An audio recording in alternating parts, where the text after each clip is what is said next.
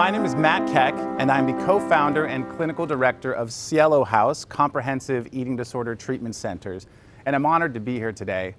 And I'd like to start by asking everyone in the audience a question. And if you could answer this question to yourself, in your own mind, but answer it honestly. How do you truly feel about your body? It's a question that you may or may not ask yourself frequently, but I guarantee you it's a question you don't converse about frequently.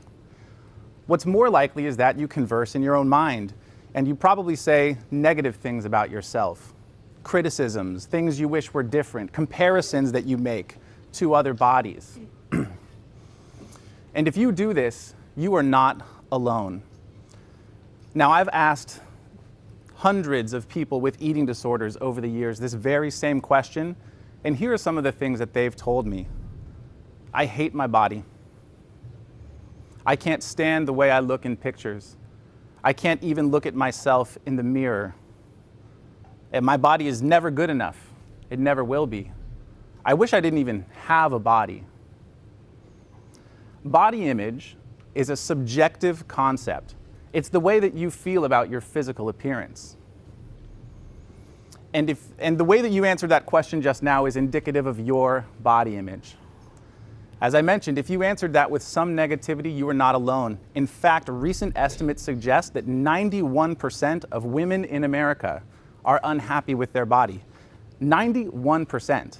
I challenge you to find any medical illness with a prevalence of 91%. There are none.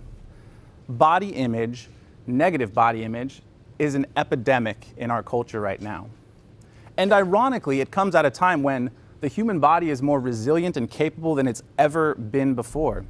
Thanks to advancements in medicine, technology, and science, the human body is an incredible machine. Yet we still view our bodies with scorn and even hatred. And I just can't help but think that that's not right. Now, one of the reasons why negative body image is so common is that we are constantly bombarded in the media with images of unrealistic, unattainable, idealized body types. And these images are everywhere. Literally, they're on the side of the bus, to the side of the freeway. They're in the shows that we watch. They're even on our phone. We carry them around in our pocket. They follow us everywhere.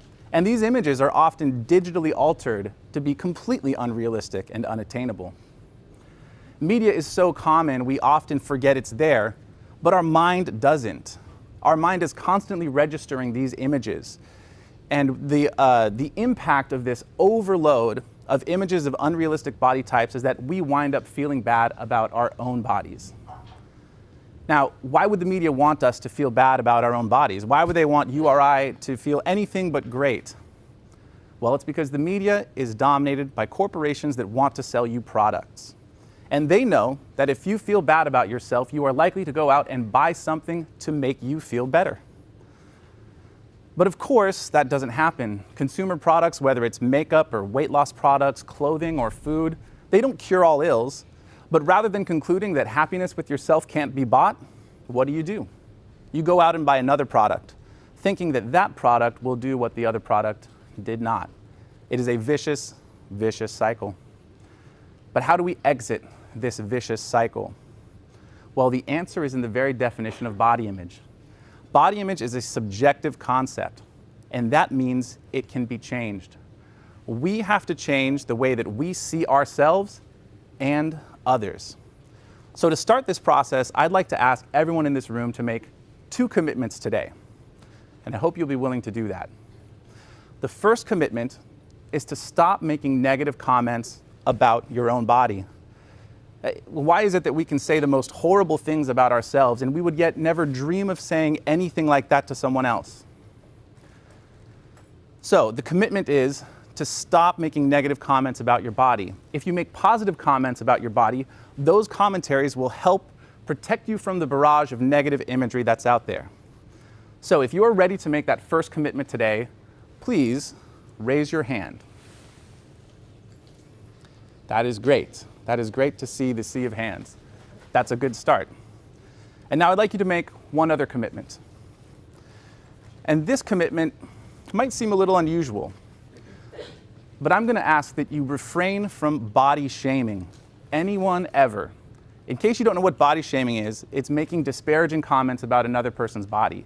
And even if these comments seem harmless, or you're saying them to someone else about another person, they still promote negative body image in the world.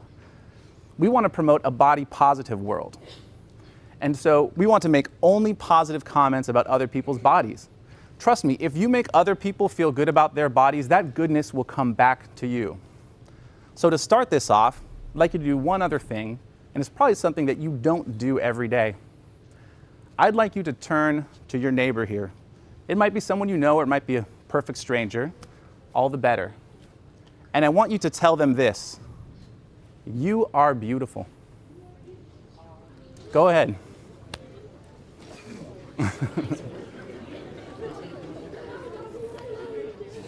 Yeah.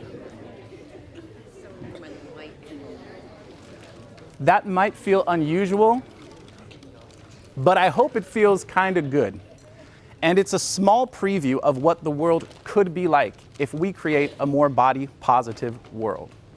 So I thank you all here for making these two commitments today.